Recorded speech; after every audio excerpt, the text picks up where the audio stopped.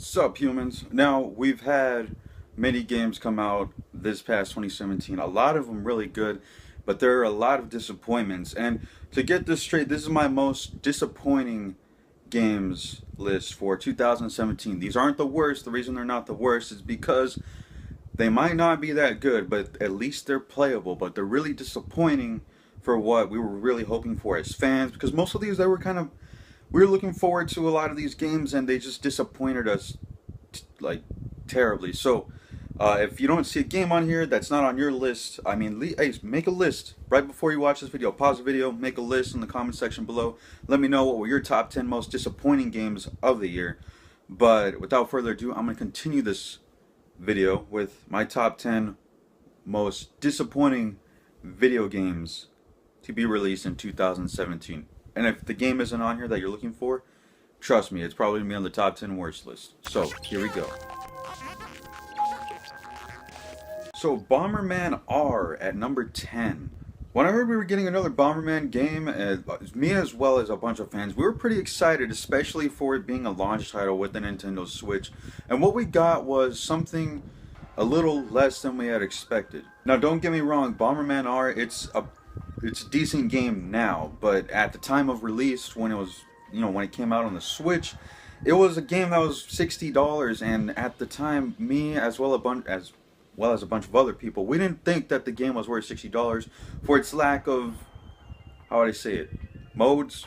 It was just multiplayer. Really, it's just a multiplayer game. It isn't something that you're gonna sit down and play by yourself a lot. There was a single player story type thing. It wasn't really a story, but it had its own single player thing. But overall, it was, for a Bomberman game, it was really disappointing, especially for the price that they were charging at the time. And when you take a look at it as a Bomberman game, and something that's in an ongoing franchise, or that, hey, it's been a while, me as well as a lot of other fans, we were expecting a lot more. Number 9, Ukulele. So Ukulele, hey, when you heard that some rare employers were getting together to start a new studio and they're going to make a successor to Banjo-Kazooie, oh my goodness, everybody was excited. Now, Ukulele is not a bad game. It is actually a very decent collectathon game, and a nice return to form for, kind of trying to bring the collectathon genre back up. But when we got the game, it really was nothing more than a Banjo-Kazooie clone. That kind of reminded us, like, just, hey, remember Banjo-Kazooie? This is kind of the same thing. Just, they did nothing more. Any problems that needed to be fixed in Banjo-Kazooie, they weren't fixed here. It was almost exactly like Banjo-Kazooie, but it just made you feel really sad inside. And it's nostalgic at first, but sad that there was a lot of potential here, and it all just, they didn't use it. Number 8, Valkyria Revolution. Now, Valkyria Revolution is by no means a bad game, but it's just not a good Valkyria game. And one of the reasons being, like, we were expecting a new Valkyria game coming out on the Xbox platform, and we were really excited. Me, fans, a bunch of fans of the Valkyria Chronicles games, especially since we've only gotten one port to the console. We only had Valkyria Chronicles Remastered, and the other one that was back in like 2010. It was the same one for the PS3. But when we heard we're getting the new Revolution game, we got really excited. But when the game launched, it was met with terrible problems, kind of meeting those problems with, like, English translation issues, combat issues, terrible voice acting. And from a Valkyria game, again, a lot of the fans, myself included, we expected a lot more from this game, and it was really just an utter big disappointment. Hopefully they can do better next time. And really, it shouldn't be called a Valkyria game.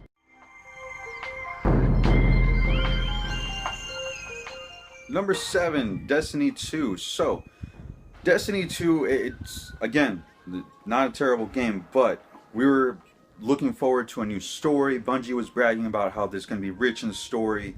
There's going to be a lot of things to do with the people. And when the game launched, it was more like of an expansion. There wasn't a lot of stuff to do. You had a mediocre campaign, something that it played well, but the game felt more like a DLC. And that was the biggest problem with Destiny 2. Not to mention the terrible loot drops, and then they had this whole microtransaction thing with the customization options and your skins.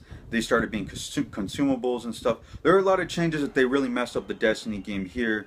And not to mention later on, Destiny did have that whole controversial thing going down with Bungie and Activision where they were telling you guys that you were getting a certain amount of experience points when you really weren't, and they slowed down your experience points so you could kind of like, I don't know, I guess buy loot boxes or like these gems, which is currency or something. I don't know. In the end, Destiny 2 was an utter disappointment for a lot of Destiny fans, and it took a lot of the heart and soul that was in the original Destiny out of it, even though there was hardly anything there.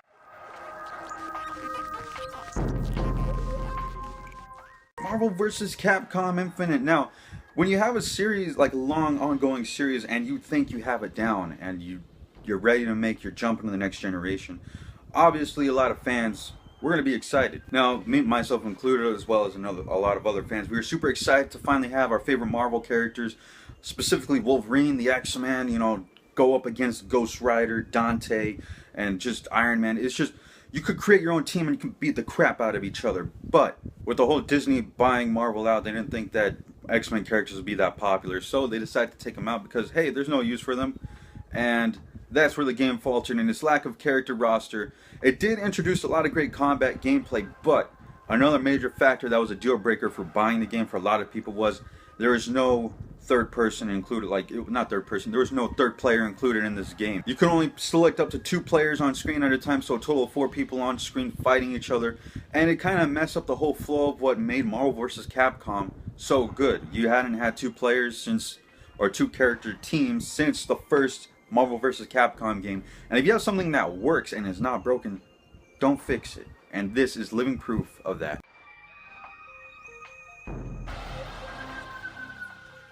Number 5, For Honor. Now, a game that puts you up against other players in legit sword-to-sword combat. And it was more like of a Mortal Kombat type thing, like where it was a legit fighting game. It was legit, like you circled around the person. I would compare it a little bit to Dark Souls. I know you get that comparison a lot. Gameplay-wise, it was a little bit about you lock onto the person and you kind of circle them and you, hey, one mistake could really mean life or death in this situation for this type of game. And that was really exciting. But when the game launched, you had terrible issues with the servers, you know, just a lot of stuff that just messed up the entire gameplay experience. When the game worked, it was fine. But most of the time, the servers just didn't work. And then this player base just fell off the face of the earth because of the player base. And now you can kind of find a game, but then it's still filled with a lot of people who just lag switch and hack. And Ubisoft, you're not taking care of it. I'm pretty sure it was Ubisoft who created that. They're not taking care of it, and hey, it messed up the experience for a lot of people, myself included. But overall, when you get the game working, which it shouldn't have to be that way, it is a great experience, but it's very disappointing that that beta that they released did nothing for the game when it was launched, because it still launched as a broken mess.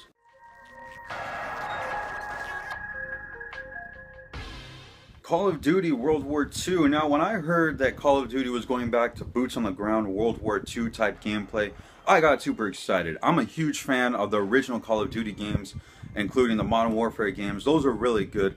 And in my opinion, I think Infinity Ward is the ultimate Call of Duty, you know, like publisher or developer. They are the ones who know and understand what Call of Duty should be, including how soldiers should act in situations. They're really a great development studio, but this was developed by Sledgehammer Games. They developed the recently Advanced Warfare, and when I found that out, I was kind of thinking, alright, this is going to probably be a mess. And you know what? It was. When Call of Duty World War II was released, it was released with a mediocre campaign that really just mirrored Saving Private Ryan, and it was real cliche. I mean, I could expect everything that was coming towards me that the game was doing. And not to mention, we had that train scene. You had that, then you had unstable multiplayer at launch, which every other Call of Duty had great multiplayer at launch. I don't know why this one was so unstable. Could barely get into a lobby. You had a hub world that made you unlock loot boxes in front of other players. Loot boxes were kind of included in every single game mode in the game except campaign, which the campaign was, the maps were just flat. There's nothing to this game, no depth. It was just running around with no team at all. It was the same Call of Duty thing that we've seen before. And at this point, I think I've kind of lost faith in Call of Duty ever redeeming themselves, because this is living proof that, hey, you can slap World War II onto there, but it's just not gonna, if the heart and soul isn't into it, it's just not gonna be there. Now, number 3, PlayerUnknown Battlegrounds. Now, oh my goodness. So I have a review on this. Go check that out, especially for all the other games. I'll have links in the description to which ones I have reviews for. PlayerUnknown Battlegrounds, it launched terribly on the Xbox. This is the Xbox version. PC, you're still having problems with it, but I don't understand why people keep on going back to PlayerUnknown Battlegrounds if it's so broken. If there's other games that do it better, like Fortnite, just jump to that version or something else, because PlayerUnknown Battlegrounds was an utter disappointment and a terrible Xbox exclusive, especially when the Xbox One X can't run the game properly. I mean, hey, it sucks. So I don't know why people are still into that game.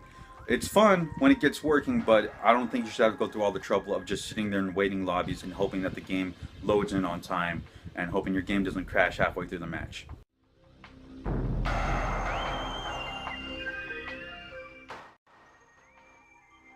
Number 2, Star Wars Battlefront EA. EA, screw you.